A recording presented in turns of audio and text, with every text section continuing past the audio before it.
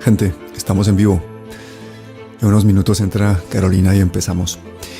Quiero dejarles esta frase para que se la manden a todos los tibios, a todos los cobardes y a todos los cómodos que no son capaces de decir que si te callas durante un genocidio, eres cómplice. Porque eso es lo que está sucediendo en este momento. La humanidad tiene que ponerse de pie para evitar esta locura. Quiero, para empezar, dejarles unas imágenes que nos recuerdan quiénes somos realmente como país. ¿Cuál es nuestra cultura? ¿Quiénes son nuestros dirigentes? ¿Quiénes son nuestros políticos? ¿Y quiénes son nuestros artistas? Así que empezamos.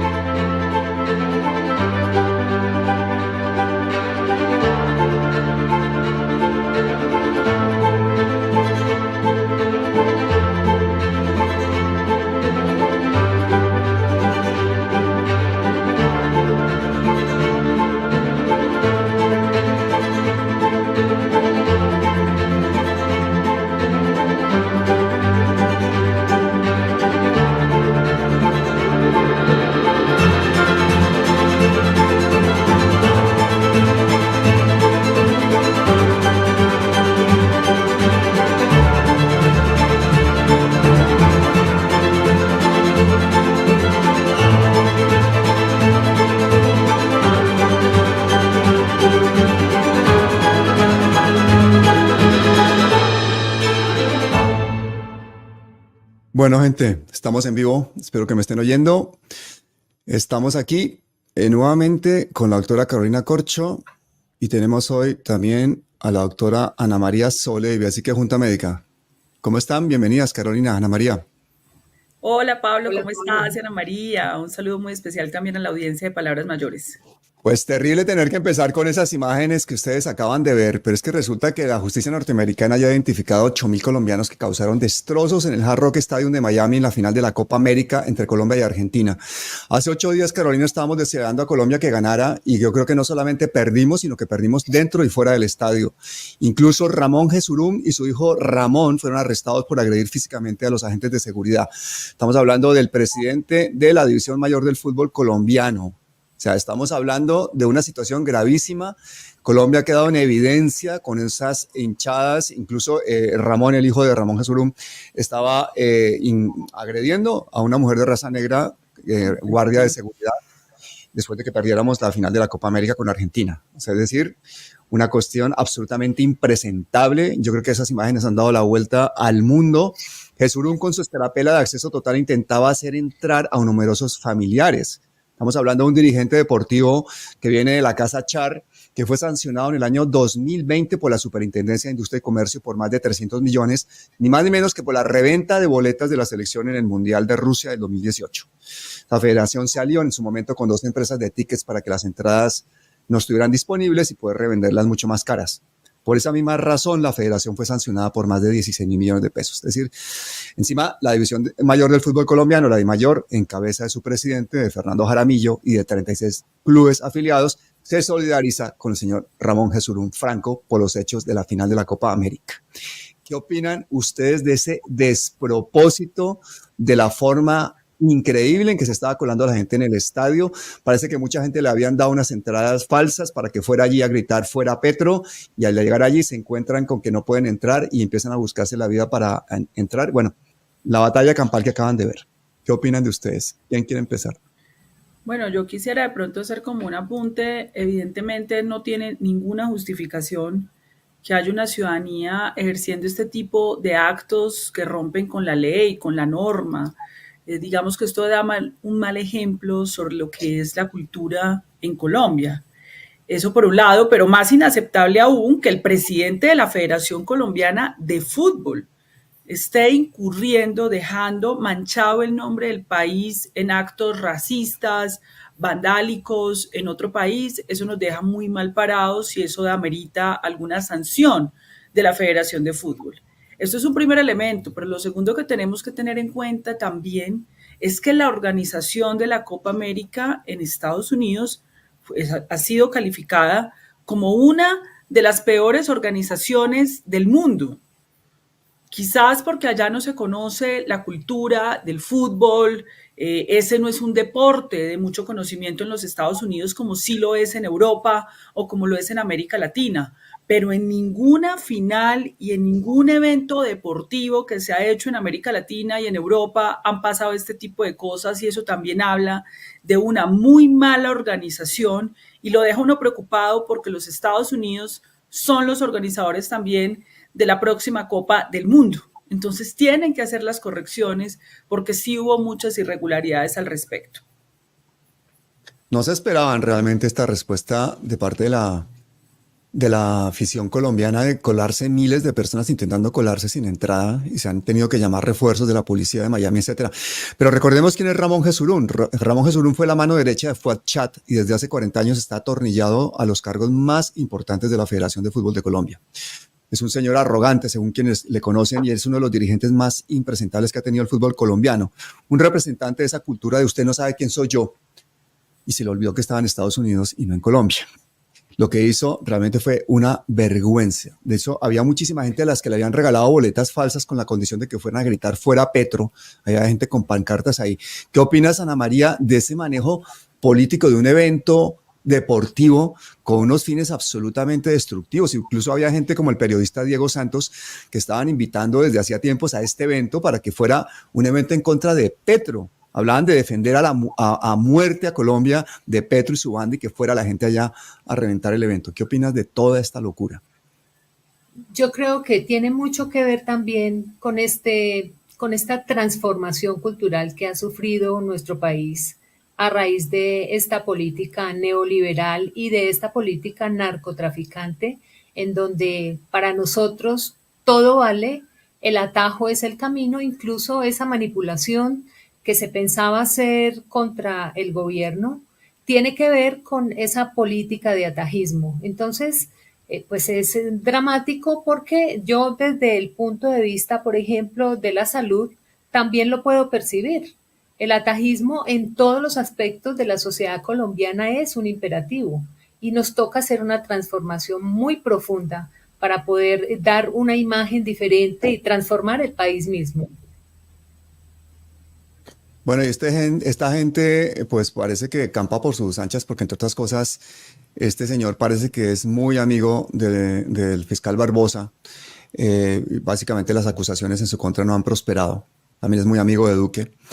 Pero la estupidez del fútbol pues es que no tiene absolutamente ninguna explicación todo este esperpento de ver cómo la violencia, de lo peor de la politiquería, lo peor de nuestra cultura violenta, pues se ve representada en un escenario internacional más en una final que está viendo pues todo el planeta, ¿no? Aquí, por ejemplo, esta semana les cuento que se celebró y fue un evento multitudinario. Las calles de Madrid estaban llenas de la gente celebrando pues la conquista de la Copa de Europa, pero la estupidez del fútbol no tiene límites. Esta semana en la presentación de un jugador de Mbappé, había más de 80,000 personas en el estadio pagando 80 euros la entrada y se agotaron las camisetas que costaban cada una 200 euros. O sea, la gente para eso sí tiene plata. La gente está quejándose que hay una situación económica bastante difícil, pero parece que para eso sí hay plata. Muchísima gente pagó entradas de miles de dólares para estar en ese evento y no pudo entrar precisamente debido al caos.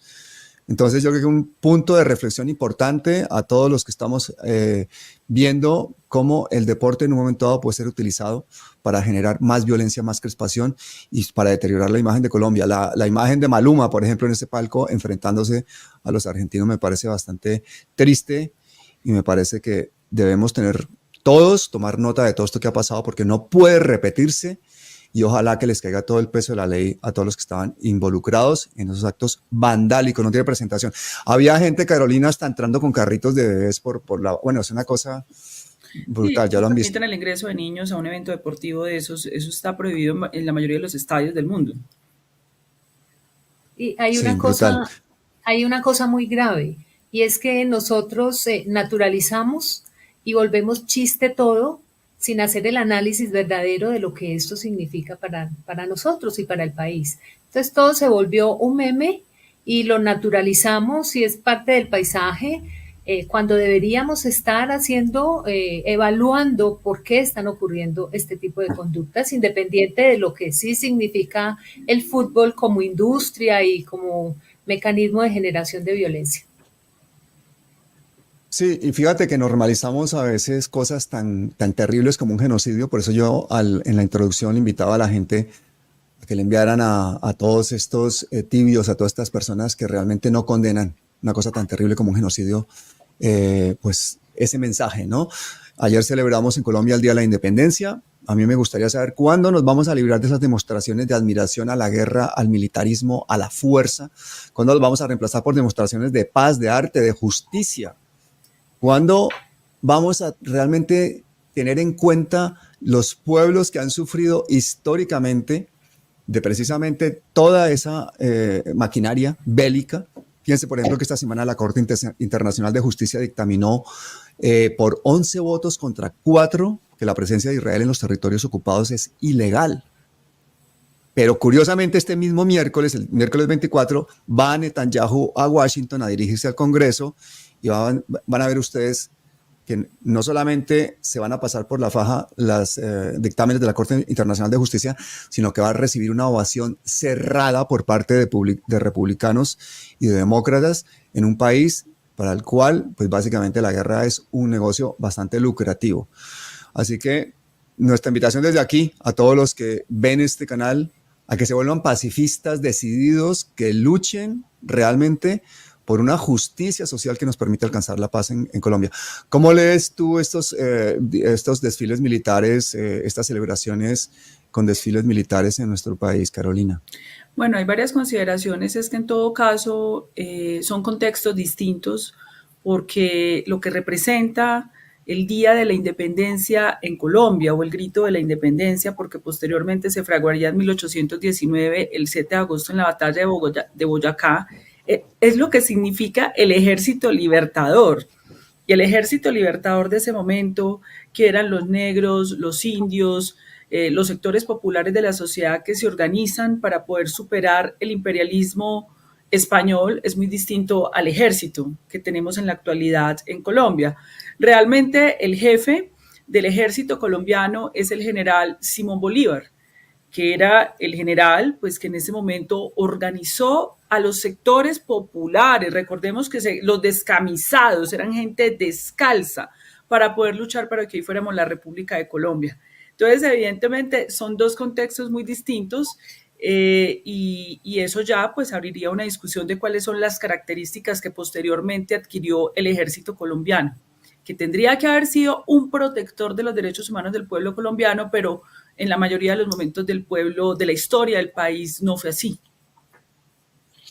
Muy bien, yo les tengo una sorpresa muy grande a todos los que nos están viendo y es que a partir de hoy vamos a tener una columna hecha por Margarita Rosa de Francisco. Va a ser una oportunidad interesante de escuchar la voz de una persona que yo creo que representa a buena parte del progresismo en Colombia, una figura que queremos muchísimo los colombianos, la novia de Colombia desde hace décadas, una artista nuestra internacional de una gran calidad y que ha tenido el valor y salir de su zona de comodidad para siempre estar a favor de los cambios sociales en Colombia que signifiquen pues sacar a millones de personas de la pobreza, etcétera. ¿Qué te parece esa nueva intervención de Margarita que va a ser de aquí en adelante todos los domingos en este canal? Ana María. Pues me parece excelente, además que cada que uno escucha a Margarita Rosa, Uy, tiene problema de encuentra señal, Ana una María. mujer que se ha preparado, que está comprometida con el cambio que el país necesita, y no estamos Mm. escuchando las trivialidades que se oyen con mucha frecuencia, sino análisis profundos, importantes. Me gusta mucho la noticia, creo que va a ser muy positivo. Chévere, Margarita, bienvenida. Así que empecemos con la columna de Margarita. Hola, ¿cómo están? Me da mucho gusto saludar a todos los que en este momento están llegando al canal, a todos los que se están conectando. Un abrazo, Pablo, para ti y para Carolina. Es un placer grandísimo compartir con ustedes aquí en este espacio opiniones y también columnas. Voy a estar leyendo aquí en este canal la columna semanal que se publica en el periódico del gobierno que se llama Vida. Pablo les va a dejar el enlace para que puedan consultar sus ediciones cada vez que quieran. Y hay una particularidad con este periódico y es que allí no solamente escriben personas que apoyan las políticas del gobierno, sino las que no lo hacen. Por ejemplo, José Félix Laforí tiene ahí también una columna y me parece que eso hace bien y sienta un buen precedente. La columna que se publicó esta semana, mía, la titulé ¿Qué significa ser de izquierda? Y ahí digo que responder esta pregunta en Colombia es problemático. Para un sector adoctrinado por la propaganda del régimen que siempre ha imperado en nuestro país, ser de izquierda es lo mismo que ser comunista o socialista. Esas dos palabras, que significan cosas distintas, se usan indiferenciadamente para insultar a quienes no comulgamos con que las políticas neoliberales sean el principio rector para administrar derechos fundamentales. Una de las razones que que me llevaron a apoyar la propuesta del presidente Petro fue esa. Es sintomático, además, que los peores ataques a las reformas vengan de entes privados que han administrado dinero público, dejándole a sus finanzas la mayor parte, que es el caso de las EPS. No me considero comunista porque no quiero un Estado totalitario que se adueñe de lo que gano y que prohíba la propiedad privada, para decirlo en palabras muy simples. Además, el comunismo es un sistema obsoleto que las izquierdas modernas ya no contemplan como opción política. Creo que quedan como 5 países bajo este régimen político, ¿no? Podría considerarme entonces socialista en el sentido menos radical del término, o mejor, socialdemócrata, porque soy partidaria del libre mercado, de la libre empresa, de tener mi casa, de tener mis bienes, mis cosas, ¿no? Pero al mismo tiempo, creo que el Estado, con los impuestos que pagamos, debe garantizar que el pueblo, que somos todos, acceda a servicios básicos de bienestar social de primera calidad, por supuesto. Mi mamertismo consiste solo en eso. Como votante, jamás respaldaría un programa de gobierno que no vaya en esa dirección, aunque el presidente cometa todos los errores del mundo. Así que sí, soy zurda, pero pues de comunista no tengo un pelo. Eso es. Bueno, un abrazo, Pablo y Carolina, que tengan una muy bonita sesión hoy en Palabras Mayores. Estos son Palabras mayores.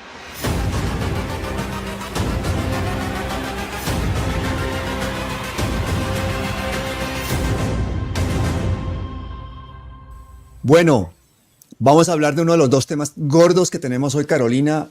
¿Cómo es posible que los criminales Olmedo López y Snyder Pinilla, que se roban miles de millones y cuando los descubren, entonces piden que les pongan seguridad, que a cambio de devolver una pequeña parte de lo que se robaron y de dar algo de información, les den una condena baja y encima en un cuartel militar?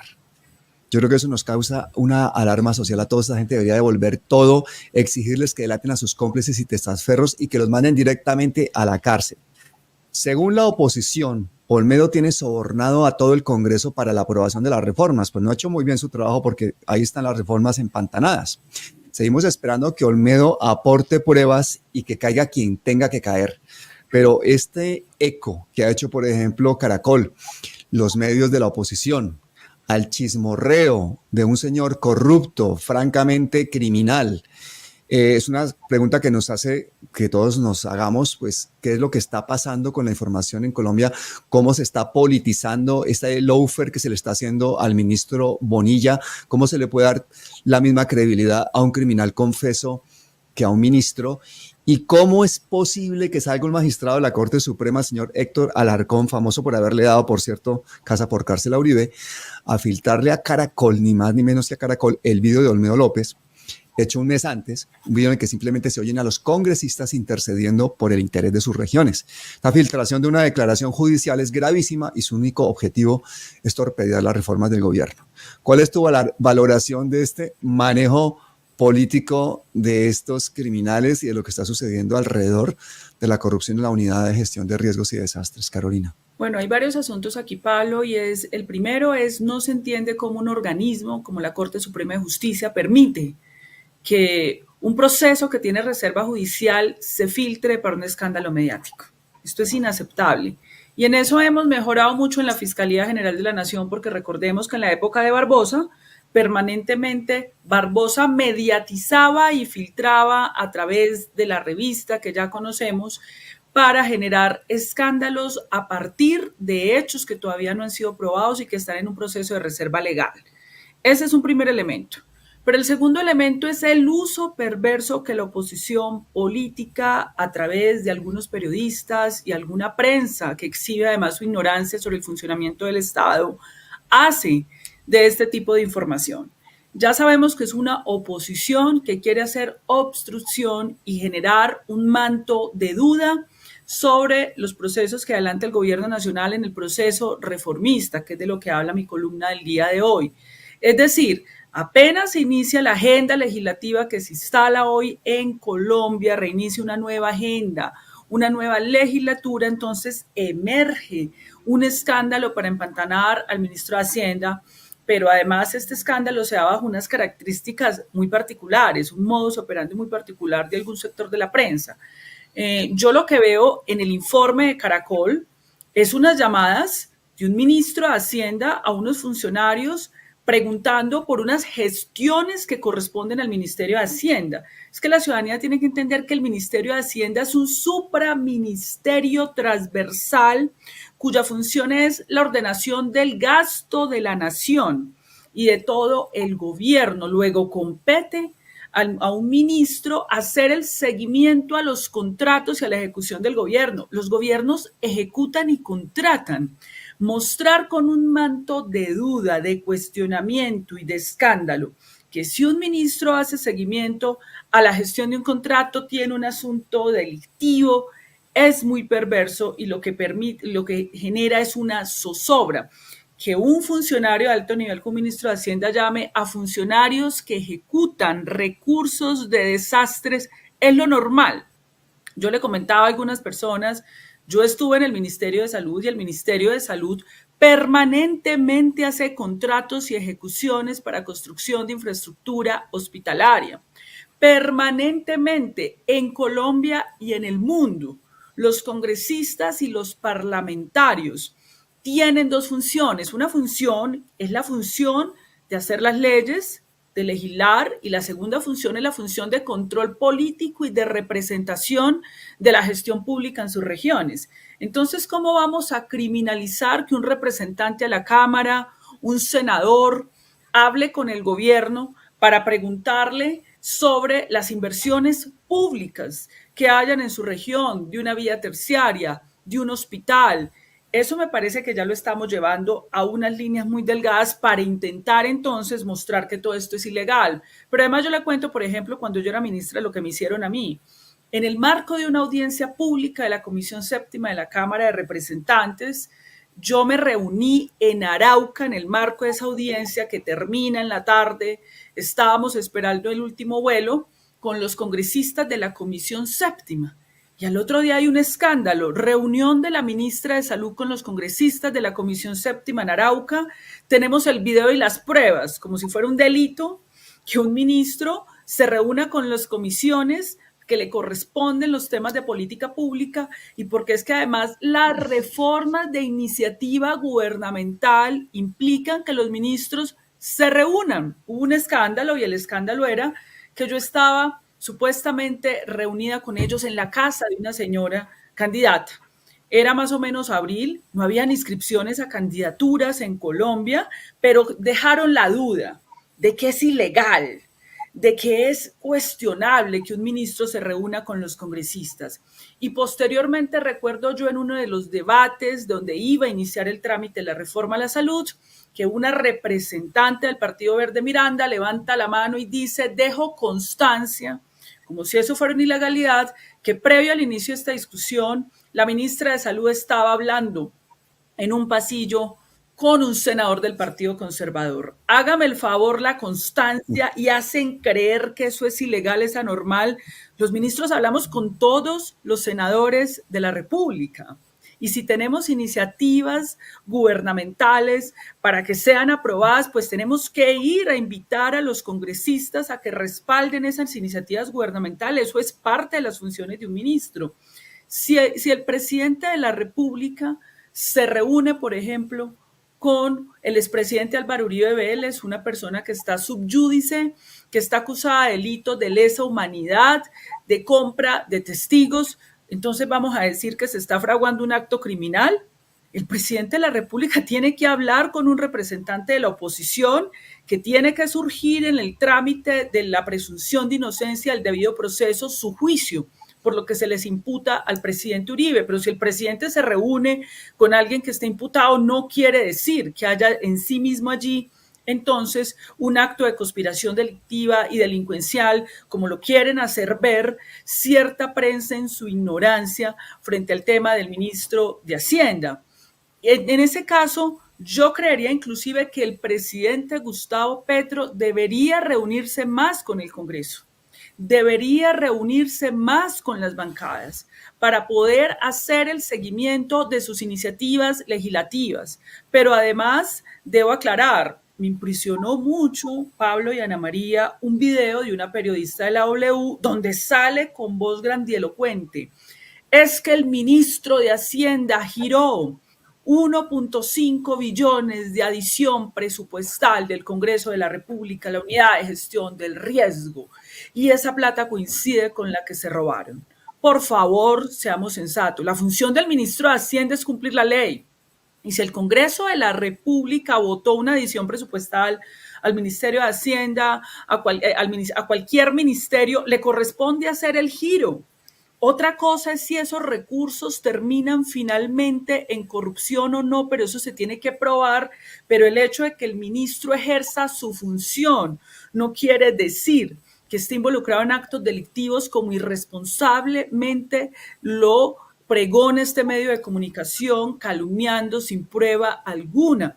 Debo decir además que esto no quiere decir que estemos diciendo que no se hagan las investigaciones, que no se judicialice a quienes se tengan que judicializar. Quienes estuvieron incursos en actos de corrupción deben pagar penal, fiscal, disciplinariamente ante la justicia, pero es que aquí ya estamos viendo unos excesos abusivos de cierto sector de la prensa y la oposición para confundir al país y para paralizar la acción de un gobierno, como para hacer creer que entonces que los giros, imagínate tú, Ana María, que eres de salud, el director del ADRES hace poco acaba de denunciar que 130.000 millones de pesos podrían hacer parte de los cobros fraudulentos que hacen unas clínicas fantasmas. Pero es que el director del ADRE no puede parar esos giros hasta que no haya un fallo. Es decir, el ministro de Hacienda no puede decir, es que yo creo que hay corrupción, entonces vamos a paralizar la acción del Estado, la ejecución, los giros a los territorios para que hayan vías, carreteras, para que hayan hospitales y escuelas. Y eso es lo que pretende la oposición, amedrentar con narrativas de miedo exageradas, sin pruebas, sin detalle, para que se paralice entonces las acciones que un Congreso y los gobiernos del mundo entero hacen, que es el diálogo entre dos ramas del poder para sacar adelante las políticas públicas. Y ya para terminar, quiero dejar claro que esto no es óbice para que se adelanten las investigaciones. No, nosotros mismos hemos pedido aquí desde Palabras Mayores que funcionarios involucrados en hechos de corrupción deben ser removidos, retirados, en eso no se puede cejar, pero hay que diferenciar esto de esta práctica y modus operandi de ciertos medios y estos sectores de la oposición sin proyecto político que lo que quieren es confundir al país y obstruir. Y lo consiguen, porque fíjate que muchos influencers y youtubers de izquierda cayeron en la trampa y rápidamente pusieron en tela de juicio la honorabilidad del ministro Bonilla. Es decir, sabiendo que es Caracol y que es Olmedo López, que es un criminal, le dieron credibilidad a esa falsa noticia. Y vuelvo y lo digo otra vez, el hecho de que esa noticia salga justo el día que se sanciona la reforma pensional del gobierno, una reforma pensional que le quita a Luis Carlos Sarmiento Ángulo básicamente 15 billones al año que usaba para hacer autopréstamos y hacer ingeniería financiera, es básicamente no solamente oscurecer ese logro, sino además torpedear las reformas del gobierno, básicamente diciéndole a la gente que se está utilizando el dinero de la corrupción para impulsar que estas reformas que está intentando hacer Petro y su gobierno pues salgan adelante. Eso me parece gravísimo y la implicación de la Corte, de un magistrado de la Corte Suprema de Justicia, me parece que es de alarmarnos a todo. Pero el daño está hecho y buena parte de la opinión pública se comió la noticia enterita y repito, incluso influencers, gente bastante proclive al gobierno. De hecho, la Fiscalía, por ejemplo, abrió investigación preliminar al ministro de Hacienda, Ricardo Bonilla, al exministro del Interior, José Luis Velasco, y a las consejeras Sandra Ortiz por el escándalo de corrupción de la Unidad de Gestión de Desastres. Pero es que la opinión pública, buena parte de la opinión pública, ya estaba haciendo también un juicio paralelo. ¿Qué opinas de este show mediático, Ana María?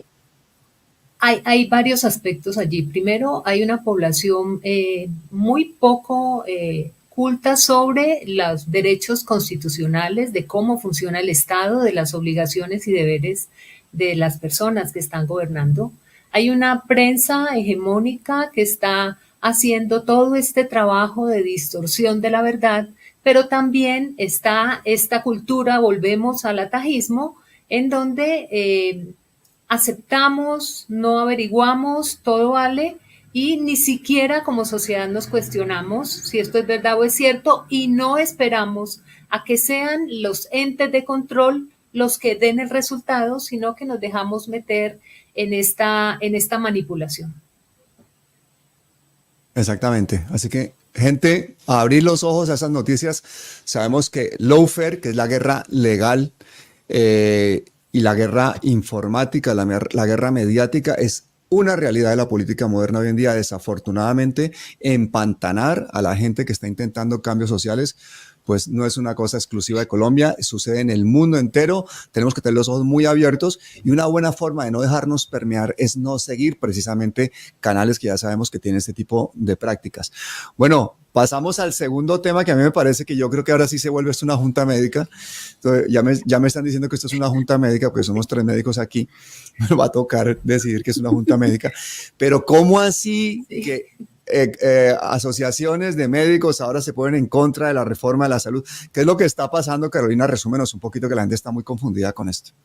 Bueno, básicamente aquí ha habido pues diversas agremiaciones médicas en el país. Ana María, por ejemplo, representa a la Federación Médica Colombiana. Ella es la presidenta de la Federación Médica Colombiana, entre otras cosas, la única presidenta mujer de todas estas asociaciones médicas que hay en el país. Existen como dos grupos de organizaciones, una que se llama Acuerdos Fundamentales, que aglutina fundamentalmente lo que se llama la Academia Nacional de Medicina y la Asociación Colombiana de Sociedades Científicas, y otra que se llama la Junta Médica Nacional, que aglutina fundamentalmente la Federación Médica Colombiana, la Asociación Colombiana Médica Estudiantil, la Asociación de Salud Pública. ¿Qué es lo importante aquí? Este grupo, el de acuerdos fundamentales, siempre se ha presentado en oposición a la reforma de la salud. Desde que yo era ministra, ellos se presentaron en oposición. De hecho, en el Congreso de la República, sus voceros iban invitados por los partidos de la oposición para generar objeciones al trámite de la reforma a la salud. Emitieron comunicados en el sentido de la oposición de la reforma de la salud. La Junta Médica Nacional fue coautora de la reforma a la salud. Recordemos que la reforma a la salud es de iniciativa de las organizaciones de la sociedad civil, los gremios médicos, las organizaciones de trabajadores que vienen trabajando hace más de 10 años. El gobierno nacional adopta esta propuesta y es la propuesta que se tramitó y se discutió en el Congreso de la República, y parte de lo que el gobierno va a presentar también está fundamentado en esta propuesta. ¿Qué ocurre la semana pasada? Que el grupo de acuerdos fundamentales que se relaciona fundamentalmente con los congresistas y el sector opositor político presenta un nuevo proyecto de ley para ser considerado el Congreso de la República. El problema no es ese, es decir, en el juego democrático es legítimo y válido que se presenten proyectos de ley. El problema es el contenido de ese proyecto de ley. El contenido de ese proyecto de ley, y es lo que más nos preocupa ahorita, de pronto Ana María puede profundizar un poco más, es que ya en Colombia, después de 2 años, habíamos avanzado en un consenso de la reforma a la salud, inclusive con las propias EPS que ya reconocieron, la embarramos, no debimos dejar que se hundiera la reforma, vamos a juntarnos con el gobierno para presentar una reforma y sacar el sistema de la incertidumbre. El sistema está en incertidumbre porque tenía que haberse tramitado la reforma hace mucho tiempo. Y eso lo obstruyeron. Las CPS salieron con estos sectores de la extrema derecha, dificultaron eso y estamos en ascuas. Ahora, eso es una primera cosa que hay que aclarar. La segunda, las intervenciones que se han hecho en las EPS no es como equivocadamente dice la prensa de este país, es que el gobierno está adelantando la reforma. No, las intervenciones se dan porque el sistema hace aguas. El temor del Estado de que, como está haciendo aguas el sistema, se vayan y empiecen a esquilmar capitales, a sacar la plata, a desviarla, le toca actuar para contener esta posibilidad. Y porque el sistema de salud en Colombia siempre ha estado intervenido, eran 157 PS, se fueron interviniendo y liquidando, y hoy quedan menos de 30. No son las intervenciones, y esto lo escucho todos los días en la prensa.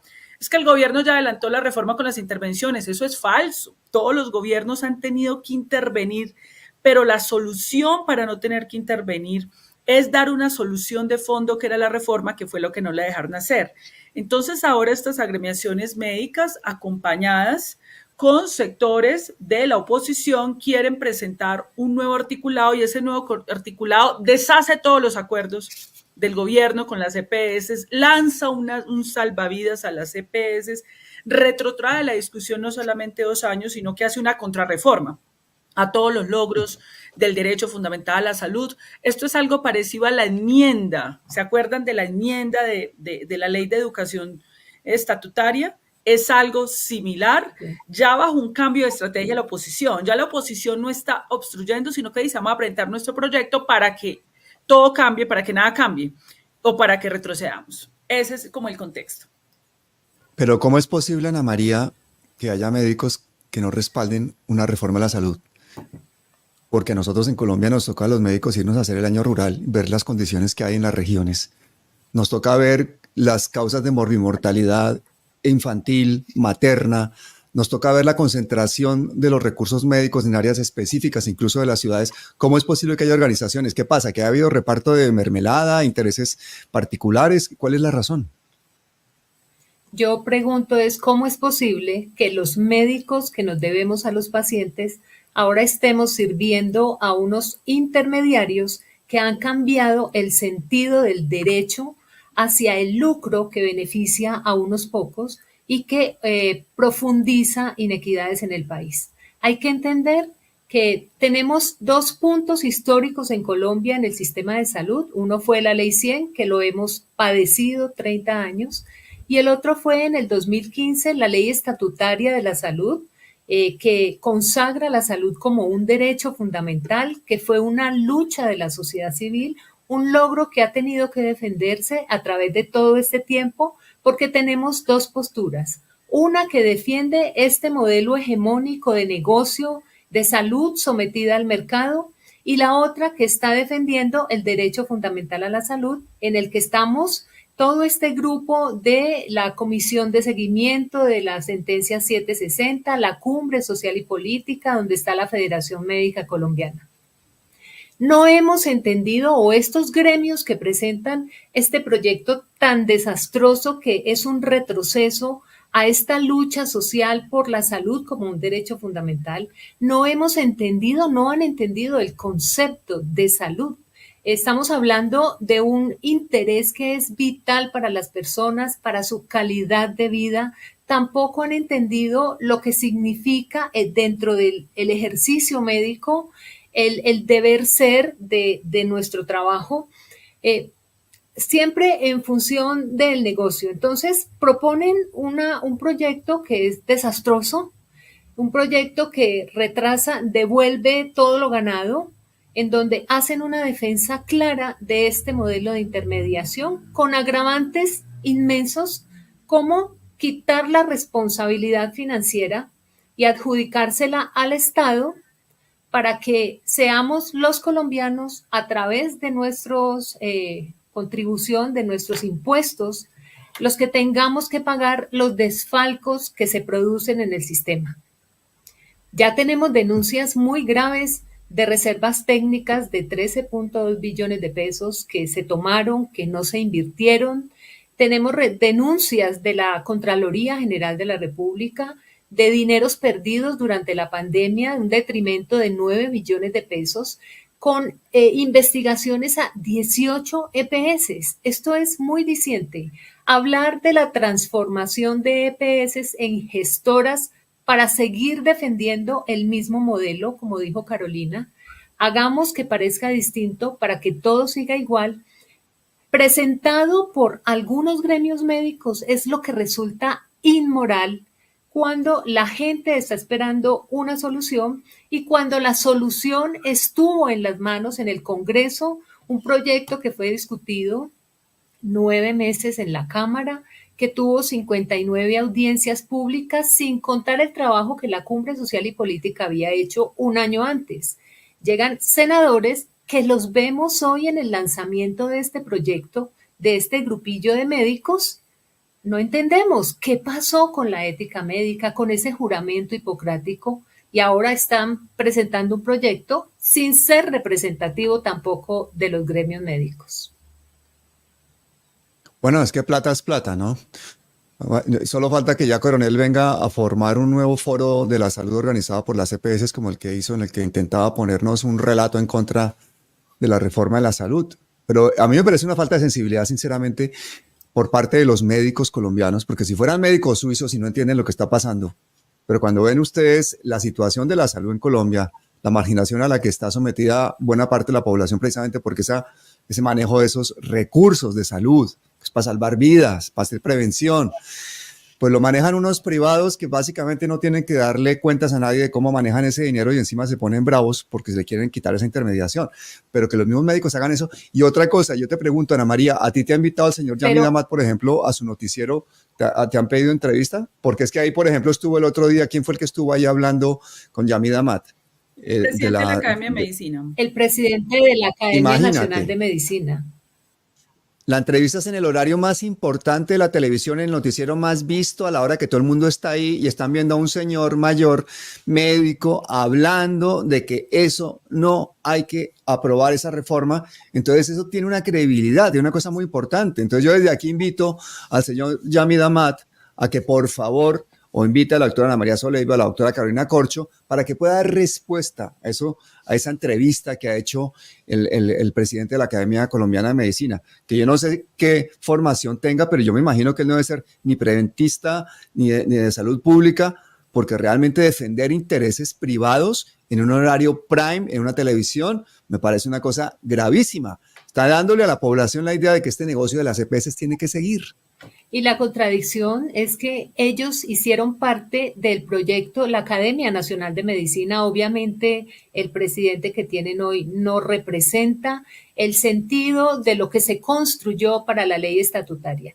Es tan grave que ahora se están hablando dentro de la propuesta de ellos de nuevamente volvemos a los paquetes de salud, en donde se devuelve la ley estatutaria, que es muy clara en decir que al paciente hay que proporcionarle todo lo que signifique el mayor estándar de salud para su vida. Y hay unas negaciones, unas excepciones que están claramente definidas, son taxativas, como lo estético o lo que no tiene todavía la investigación suficiente y la evidencia científica. Ellos devuelven eso y es un retroceso a la ley estatutaria. Y más grave todavía, lo que implica para nosotros como médicos en el ejercicio estar sometidos a paquetes. Si a mí me llega un paciente, nosotros no tenemos enfermedades, nosotros tenemos pacientes, cada persona es individual, por eso la medicina, como decía el maestro José Félix Patiño, es un ejercicio de incertidumbre y nosotros con las manos atadas, sometidos a paquetes, sin poder resolverle a la gente la necesidad que tiene desde nuestra pertinencia, nuestro conocimiento. Y la ley estatutaria consagra en el artículo 17 la autonomía médica que ellos quieren ahora atarnos de manos. Luego hablamos de las condiciones laborales de los trabajadores, 30 años sometidos a contratos basura, y estos señores, en el cual solamente allí en ese grupo están sociedades científicas que representan solo el 5% de los trabajadores. Nosotros lanzamos una encuesta para mirar cuáles eran los ingresos y dentro de los especialistas hay ingresos de 120 millones de pesos, de algunos especialistas, subespecialistas, pero es que el 90% de los trabajadores en Colombia de la salud hemos estado sometidos a unos contratos basura sin ninguna garantía. En la pandemia vimos cómo se enfermaban y se quedaban sin ingresos y su familia quedaba condenada a la incertidumbre de no saber cómo van a subsistir el mes en el que este médico, esta enfermera, este auxiliar no pueden trabajar porque no van a recibir nada, sin derecho a incapacidades, trabajadores de la salud 20 años condenados a no tener vacaciones y nuestros propios colegas proponiendo un proyecto de ley que sigue defendiendo estas propuestas de contratos diferentes a un contrato laboral. Eso no tiene justificación. Increíble. Carolina, ¿quieres cerrar el tema de salud antes de que pasemos a que nos comentes tu artículo espectacular de esta semana en la revista de la Asociación Latinoamericana Sur, la agenda en la nueva legislatura del Congreso? Bueno, lo primero que tenemos que decir es que aquí debe estar claro que hay una diferencia dura de fondo entre ese articulado y ese proyecto de ley que se presenta por parte de estas organizaciones médicas respecto al proyecto de ley que tiene el gobierno en borrador en este momento, que tiene más amplio consenso, que lleva 2 años, que parte de la propuesta que hicieron las propias organizaciones y que avanza en el sentido de que no puede seguir habiendo en Colombia manejo privado de recursos públicos sin control.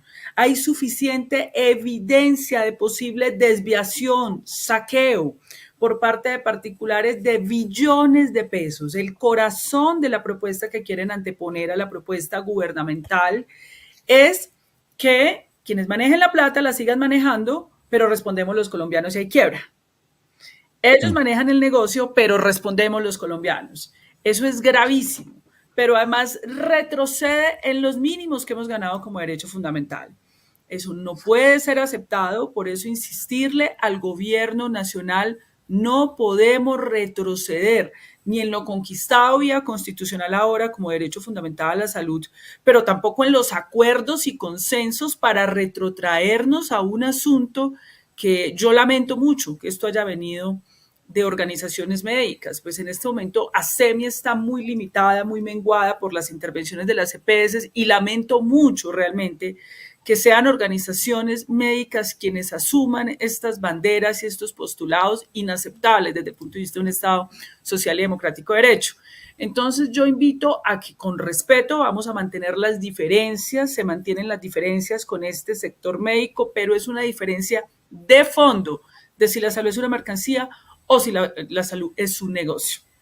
Yo quería hacerte una pregunta casi que personal, Carolina. Tú has tenido que sufrir, pues precisamente las consecuencias de haber estado muy parada en la raya en la lucha por la salud pública en Colombia.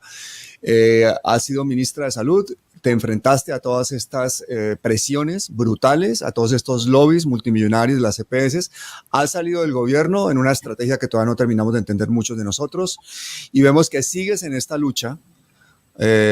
Abrazo partido, básicamente, para que no entregue el gobierno en ningún caso este dineral brutal, que son 83 billones de pesos, a esta intermediación de privados. ¿Cuál es en este momento tu sentimiento ante esta lucha, ante lo que pueda pasar después de todo esto que has pasado? Nosotros sabemos que esto iba a ser difícil. Lo que yo no me esperaba realmente es que fuera de los propios médicos, donde volviera a soportarse la oposición, para volver a retrotraer esta discusión que tanto nos ha costado. Eso era lo que yo no me esperaba, o sea, yo me siento realmente desconcertada, me siento también un poco decepcionada, porque yo durante los últimos 15 años de mi vida estuve muy cercana a estas organizaciones, con sus presidentes, sus expresidentes, trabajando, discutiendo estos temas, y yo pensé que teníamos claros ciertos principios hipocráticos de defensa de la vida, los pacientes, pensé que ya había un consenso sobre lo que era el derecho fundamental a la salud. Pero cuando yo leo esto, yo me doy cuenta que no entendimos nada, no hay un consenso y que hay una necesidad de algunos de ellos de retrotraerse y representar a lo que un médico no debe representar. Porque los médicos tienen que representar los negocios de las EPS. No tenemos que ver nosotros nada con eso.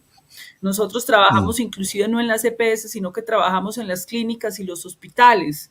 ¿Por qué tenemos nosotros que representar todo este tema que tiene que ver con los diseños institucionales para que saqueen los recursos públicos de la salud? Eso no le corresponde a nuestras organizaciones. Entonces, en ese sentido, sí debo reconocer que me sentí un poco desconcertada. Allí hay varios amigos con los que yo he conversado, siempre con altura, con argumentación, pero sí los llamo a reflexionar y a repensar. No podemos devolver más al país a partir de la incertidumbre cuando ya hay unos acuerdos avanzados.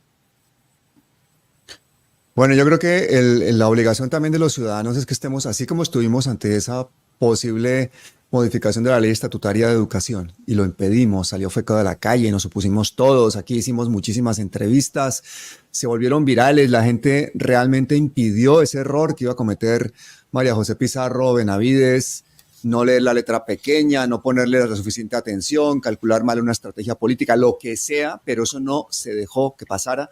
En este caso creo que tenemos que tener todos o pedir todos firmeza al gobierno para que esos intermediarios privados no sigan manejando el dinero de la salud de los colombianos, porque es que se reduce todo a eso, a un tema de dinero. No sé cómo pueden haber permeado o qué razones personales o gremiales puedan tener algunas agregaciones, algunos grupos médicos para defender lo indefendible.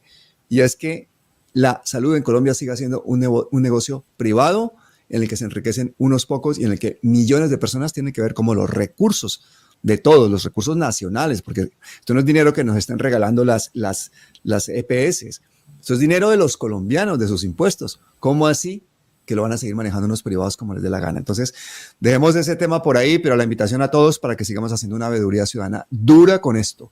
Y ahora sí pasemos al último tema que tenemos hoy para el directo, que es la agenda en la nueva legislatura del Congreso, en base al artículo que escribe Carolina en la revista. Ahí lo ponemos siempre en todas las explicaciones de los vídeos para que vayan ustedes y lean directamente el artículo completo. Es un artículo que yo creo que hace un balance de lo que es esta agenda en la nueva legislatura del Congreso. Es un resultado agridulce, como lo dices, Carolina. Se ha logrado aprobar una serie de cosas, pero otras no. Entonces, ¿cuál es ese balance? ¿Cuál es esa legislatura que acabamos de pasar? ¿Y cuáles son las opciones que tenemos para la legislatura que viene? Muchas gracias, Pablo. Y también invito a leer en la misma revista Sur el artículo de Ana María Soleibe sobre los contenidos de esta otra propuesta de reforma que presentan estas asociaciones médicas y que cuenta, digamos, como con anuencia de algunos congresistas de la oposición, para que puedan complementar. Entonces, la columna de esta semana tiene que ver, ustedes saben que el día de ayer, 20 de julio, inició la nueva legislatura del Congreso de la República. Esta es una legislatura más compleja porque todos sabemos que en el mundo los gobiernos tienen mayor concurrencia y posibilidad de diálogo, de concertación con los congresos los primeros 2 años. Ya el tercer año los gobiernos tienen el sol a cuesta, es mucho más difícil, se debilita más el consenso porque viene el desgaste y máximo el gobierno de Gustavo Petro, que como hemos visto goza de una presión mediática enorme, excedida, absurda, y aparte de eso, de un bloqueo institucional. La discusión central es quién va a ser el presidente del Congreso. Ya eso se resolvió. En este momento quedó en manos del Partido Conservador que le correspondía por los acuerdos políticos. El presidente es Efraín Cepeda. Esto pone una condición distinta porque Efraín Cepeda se ha considerado opositor en distintas iniciativas del gobierno, entonces esto pone una carga mayor de dificultad. En el primer año la presidencia la tuvo el Pacto Histórico, ahora ya es alguien que ha optado por ser opositor en las distintas agendas del gobierno. Pero donde está el debate grande es en la presidencia de la Cámara de Representantes, que le correspondía al Partido Verde. Inicialmente hubo 2 candidatas, Catherine Miranda y Marta Alfonso, que nos parece que ha hecho un trabajo encomiable como congresista de la República en defensa de la salud, de las pensiones. Sin embargo, allí no hubo un acuerdo. Por la misma división, el Partido Verde tiene un ala gobiernista y un ala opositora. He escuchado algunas de las entrevistas de las congresistas del ala opositora, ellas se consideran independientes, pero el ejercicio que ellas han hecho en el Congreso de la República, las congresistas Miranda y Jubinado, no ha sido un ejercicio de independencia, ha sido un ejercicio opositor. Claramente las vimos en la reforma a la salud y en varias reformas actuando en bloque con la oposición obstruccionista y filibustera del Centro Democrático y Cambio Radical. Yo creo que es importante esta decantación. Aquí no estamos frente a sectores independientes, sino opositores y un ala gobernista del Partido Verde que definió que su precandidato para la presidencia de la Cámara de Representantes es Raúl Salamanca, que es del sector, digamos, verde, afín al gobierno, que tendrá que disputar en la plenaria de la Cámara con Catherine Miranda. Ayer hubo una información de las mayorías del Partido Liberal reunidos con César Gaviria y esas mayorías del Partido Liberal definen que van a respaldar a Salamanca. Y aquí vienen las distorsiones. Es que resulta que si el gobierno reparte mermelada, señores, y vienen las distorsiones que yo vuelvo e insisto que no podemos caer en eso. Todos los gobiernos del mundo organizan sus coaliciones, organizan sus mayorías y cogobiernan. No puede la oposición seguir lanzando dardos en la prensa que cualquier acuerdo que tenga el gobierno de cogobierno y de proceso reformista responde a hechos de corrupción o a cohecho. El cohecho como delito se presenta cuando se supedita el voto del congresista a la entrega de un contrato y esto tiene que ser probado. Pero no es cohecho que haya una coalición que participe en el gobierno y defiendan de manera programática un conjunto de reformas. Esto hay que aclararlo porque he escuchado toda la semana esa distorsión para seguir criminalizando acciones que se hacen y se realizan en todas las democracias del mundo, en todos los parlamentos y gobiernos. Estamos pendientes entonces de saber quién será el presidente de la Cámara de Representantes, pero el propio Partido Verde dice, la congresista Miranda no nos representa en tanto se hizo elegir con unas ideas, pero opera en el Congreso de la República con otras. Sus electores votaron por ella bajo otras premisas y así ha pasado con otros congresistas de esta alianza.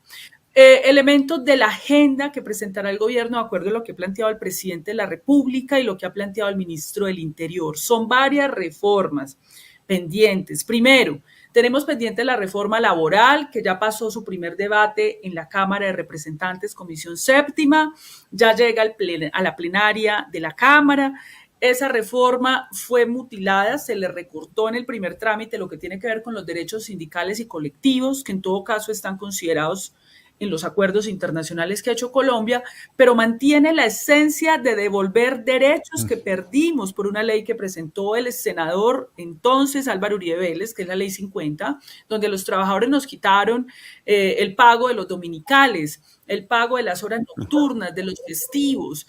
Todo eso se recupera a la vez que los derechos concernientes al contrato laboral.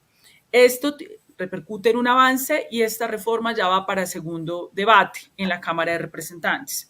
Viene otra reforma que es muy importante, que es el marco de sometimiento a la justicia. Recordemos que el gobierno tramitó en el año 2022 la ley de paz total para habilitar todos los procesos de negociación que se adelantan hoy, tanto con el ELN como con la Segunda Marquetalia, como con las disidencias, pero además para que hubiera un proceso de negociación también con los grupos armados ilegales ligados al narcotráfico que no tienen reconocimiento político. Por ejemplo, estas bandas como los Pachencas, todas estas oficinas que operan en Antioquia, en el Chocó, en Buenaventura. La Corte Constitucional en ese momento declaró exequible todo el marco que hoy rige la paz total, pero declaró inexequible un artículo en el cual el Congreso de la República daba facultades extraordinarias al presidente de la República para adelantar ese proceso de negociación con estos grupos ligados al narcotráfico, para que sometan, es decir, yo le permito que usted se someta y entregue otras personas que están en el narcotráfico, entregue rutas y podemos hacer un sometimiento de penas, una reducción de penas a costa de que usted le entregue bienes a sus víctimas, las repare y me desmantele el negocio del narcotráfico. Eso ya se ha hecho, eso se hace en el mundo entero, pero eso necesita un marco legal que se llama el marco legal de sometimiento a la justicia para grupos armados ligados al narcotráfico y bandas, y eso tiene que ser presentado en el Congreso de la República, o si no, eso no va a poder avanzar, eso lo tiene que aprobar el Congreso. Viene también otra ley muy dura, quizás como la de la salud, muy dura, que es la reforma a los servicios públicos, que son otros negocios privados en Colombia. Y esta reforma a los servicios públicos todavía no conocemos articulado, pero lo que busca es poner al usuario en el centro, distribuir de manera equitativa, igualitaria los subsidios. Y cuando digo equitativa es a los más vulnerables, los subsidios para el acceso a los servicios públicos, porque aquí en Colombia los gobiernos anteriores han repartido subsidios para arriba, para las élites, para repartir la plata del erario público entre un puñado de élites. Aquí lo que se busca es democratizar el acceso a los servicios públicos, pero además aquí tiene que haber un endurecimiento de las regulaciones. Esto es otro de los grandes negocios. Esa reforma va a generar un choque y una polarización muy grande, y la polarización no se da que porque el ministro habló muy duro, que es que el ministro es intransigente. No, las polarizaciones se dan cuando se tocan intereses minoritarios de privilegios. Necesariamente las sociedades se polarizan, pero no porque hayan polarizado, no porque el gobierno polarice, sino que va a venir la prensa corporativa representativa de esos sectores a polarizar con el gobierno, como ocurrió con la salud. No estábamos polarizando nosotros, ellos polarizaron contra nosotros, y eso va a ser un debate muy duro en el Congreso de la República. Viene también, de acuerdo al ministro Cristo, se va a volver a presentar la Ley Estatutaria de Educación, que se hundió en la pasada legislatura por un desacuerdo o, digamos, un acuerdo equivocado de algunos sectores del gobierno nacional y de la bancada respecto a una enmienda que terminó por constitucionalizar la privatización de la educación en Colombia. Hay que corregir esto, no hay claro nuevo texto, y según me cuentan en FECODE, la prioridad para ello no es esa ley estatutaria de educación, sino que se tramite una ley sobre el Sistema General de Participaciones. ¿Qué es el Sistema General de Participaciones? Rápidamente, son los recursos descentralizados para la salud y la educación, para las escuelas, los hospitales, que en una reforma que hubo en el año 2000 en Colombia, se perdieron para la salud y la educación más de 250 billones de pesos. Hicieron una reforma para centralizar plata cuando la Constitución política habla de descentralizar. Eso es una reforma muy importante para FECODE. Todavía no tenemos claridad entonces si se presenta esa o se presenta la otra, que es la ley estatutaria de educación que también requiere el país. Y sigue sobre la mesa la reforma a la salud. El gobierno hizo un acuerdo de 47 artículos sobre la reforma a la salud, más acotada, manteniendo las líneas de la reforma que se traía antes y que naufragó de manera absurda en el Senado de la República, dejando el sector salud en una incertidumbre. Yo creo que con el borrador que conocemos del gobierno, nosotros creemos que estamos de acuerdo, que se avance y se va en el sentido correcto. Solo hay un punto en el que no estamos de acuerdo, y es el punto en donde las CPS que funcionan, que se van a convertir en gestoras, va a hacer 3 funciones. Primero, auditar a las clínicas y hospitales. Segundo, ayudar a la referencia y contrarreferencia, que si usted va donde el médico le puedan conseguir el especialista. Y tercero, hacer unos convenios para que las clínicas y los hospitales que atienden a los pacientes respondan con calidad por resultados. Para eso la Cámara el año pasado había dicho que se les iba a pagar un porcentaje de plata, que equivalía como unos 3 billones de pesos al año. Con el nuevo acuerdo, las EPS están pidiendo que les paguen el 8% de todos los recursos de la salud. Eso es más de 8 billones de pesos al año por estas funciones. Eso no cuesta eso. Creemos que hay que volver al acuerdo de la Cámara de Representantes, pero el borrador que circula del gobierno va en el sentido correcto del cambio y de los acuerdos que habíamos logrado, que yo misma hice esa negociación en la Cámara de Representantes, para que no siga habiendo corrupción y se maneje de manera pública y transparente los recursos públicos de la salud. Entonces, y también hay otro proyecto de ley que va a presentar el gobierno nacional que tiene que ver con un adendo a la reforma pensional. Hay que hacerle unos ajustes a la reforma pensional. Dado el obstruccionismo y el filibusterismo, la Cámara de Representantes legalmente se vio en la obligación de aprobar el texto íntegro del Senado de la República, porque si no, no iba a ser posible que permitiera a la oposición obstruccionista que avanzara una reforma pensional que hoy le entrega 230,000 pesos mensual de bono pensional a casi 3 millones de viejos y viejas.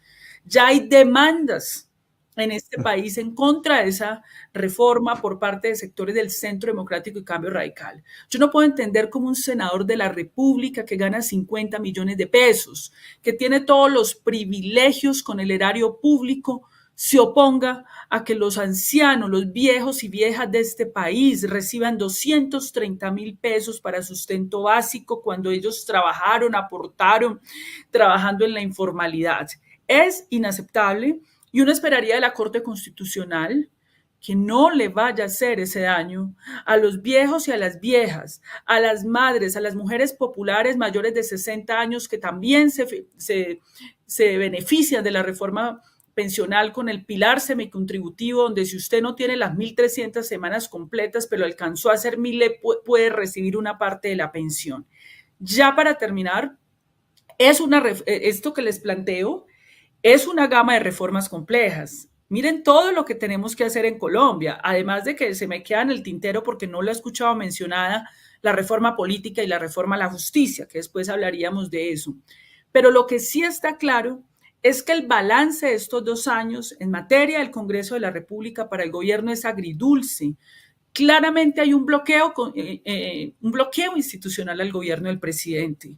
La Corte Constitucional le tumbó más de 6 billones de pesos del recaudo de la reforma tributaria, bajo unas consideraciones cuestionables. Respetamos los fallos de la justicia, pero no compartimos la confusión que hizo la Corte Constitucional, que prácticamente permitió que transnacionales que explotan el suelo colombiano con la minería, entonces no se les pueda cobrar impuestos porque los confundieron con la minería, con las regalías, perdón, que tendrían que pagar también porque el subsuelo es propiedad de la nación, y perdimos más de 6 billones de pesos de recaudo y tumbaron casi que la mitad de la reforma, de la reforma tributaria. Pero el plan de desarrollo también impugnaron desde la Corte Constitucional el proceso de conciliación, entonces otro palo en la rueda para avanzar en un plan de desarrollo que busca entregar los acueductos, los alcantarillados y que busca más justicia social en el país. También tumbaron un artículo, escúchese bien, para que la Agencia Nacional de Tierras pueda tener capacidad administrativa para entregar baldíos. ¿Qué son los baldíos? Los baldíos son las tierras del Estado. Muchas de ellas se las apropiaron terratenientes y élites políticas para enriquecerse en Colombia. Ese es el trabajo del senador Wilson Arias, hizo la publicación sobre un libro de esos. Entonces, la Agencia Nacional de Tierras tenía el poder por vía administrativa de recuperar para entregar al campesino y lo tumbó. Lo declaró inexequible la Corte Constitucional y dice que eso tiene que ir a los jueces y los jueces no dan más porque los jueces tienen más de 8 millones de hectáreas en procesos judiciales de restitución de tierras. Y ahí viene la última reforma que el gobierno va a presentar, la Ley Ordinaria de Jurisdicción Agraria, para resolver esto, que se hubiera podido resolver en el Plan de Desarrollo o en la Ley Estatutaria de Jurisdicción Agraria, pero que como hay ese bloqueo, tiene que volver a presentar el gobierno en la Ley Ordinaria de Jurisdicción Agraria. Entonces aquí tenemos un balance, un paneo de todo lo que va a ser el debate del cambio de nuestro país, esperando que esta oposición le permita al pueblo colombiano avanzar, a tener salud, pensión, tierra, justicia social y que efectivamente desde acá, desde Palabras Mayores, con nuestra nueva invitada columnista Margarita Rosa de Francisco, estaremos haciendo un seguimiento riguroso a lo que pasa en el Congreso de la República. Y con Ana María Soleive, quien además ya es una habitual en Palabras Mayores. Ana María, te corresponde cerrar este en vivo tan denso. Gente, van a tener que verlo 2 veces y además ser muy conscientes de que la nueva agenda de la nueva legislatura del Congreso nos define muchísimas cosas a los colombianos y tenemos que estar todos ahí con los ojos muy abiertos. Ana María, unas palabritas para la audiencia ya para cerrar el programa. Bueno, pues queda para decir que todo este modelo neoliberal ha cambiado la concepción moral y social, incluso dentro de los médicos, el imperativo hipocrático de hablar en favor del paciente para transformarlo en un defensor de los negociantes cuyo objetivo es el lucro y que tenemos resultados hasta hoy. Eso está en todas las políticas públicas del país y como bien lo ha dicho Carolina, lo que viene es difícil, lo que viene va a necesitar un gran apoyo de toda la sociedad colombiana, entendiendo que las propuestas van por el bien colectivo y acabar estos favores, estos privilegios para unos pocos que además son los que están torpedeando que estos procesos de cambio se den en el país. Es una pelea dura, pero es una pelea que vamos a ganar. La vamos a ganar con la ayuda de todos ustedes, gente. Muchísimas gracias. Suscríbanse. Nos vemos el próximo domingo a las 11 de la mañana. Hasta siempre. Muchísimas gracias, Carolina. Muchísimas gracias, Ana María. Chao. Un abrazo.